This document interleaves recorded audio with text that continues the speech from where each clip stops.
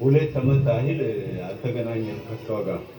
ትላንት አይታ ይሄ አካሄዱ የደጉ ይመስላል ግን ከሳ ብሏል ብላ ስትናገር ያው በስጋ ላይ ያለው ህመም ነው፣ ግን እግዚአብሔር ይፈውሳል።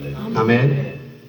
ያመኛል አንድ አይደለም ህመሙም ብዛት አለው፣ ግን ለጌታ ምንም አይደለም ብያት ይሄንን ቦታ ቢትመጣ አለች።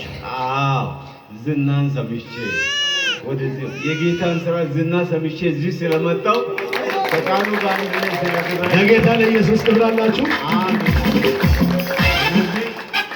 ቃል ወጥቷል። ሁሉ ነገር ለጌታ ምንም አይደለም እንደሚፈውስ አውቃለሁ። አሜን አምናለሁ። አሜን። እናንተንም ያ እኔን የደረሰ ፈውስ ለእናንተ ቢሆን አሜን ለጌታ ይሁን። አሜን። ክብር ለጌታ ይሁን ከተባለ ክብር ይሰጣል።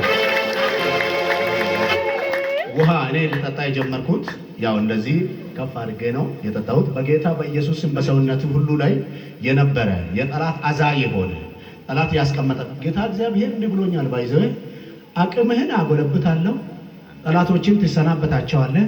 ከይ ቀጥሎ እግዚአብሔር በጠላት ሰፈር የተቃኘው ወጥመድ አንተን አያገኝህም። ጌታ ረጅም ዕድሜ እንድትኖር ደግሞ ከዚህ ሰዓት ጀምሮ ዕድሜህን በገምሱ ሊወስድ የሚፈልግ ጠላት ተዋጋል። ጌታ ምስክር ያቆስልህ የነበረ ቆሰለ። ማቻታ ባህላ ቦራሽያ ይህ ውሃ የኢየሱስ ደም ነው። በሰውነት ሁሉ ላይ በኢየሱስ ስም ሰላም ሆኖ አሁን ስርጭቱን የሰላም ንፋስ አሁን ይቀጥል። አሜን። ከላይ ላይ ተደራርቦ ከጠላት ሰፈር የወጣው ውጥን እቅድ ፕሮግራሙን ሽር ያለው ሰላም ላንተ ይሁን በምን ይህ ውሃ ኢየሱስ ክርስቶስ ከመወለዱ ጀምሮ አይኑ ታውሮ የነበረውን ሂድና በሳሌውም ታጠባለ። ሳሌውም ማለት መልእክተኛ ወይም የተላከ ማለት ነው። ግን ውሃው ላይ ፈውሱ እንደተከናወነ በህይወት ላይ የነበረ ጨለማና ጥያቄ ሁሉ ተሸኝቷል። ሰላም በቤት ምትለውን ካልጨረስ ተናገር።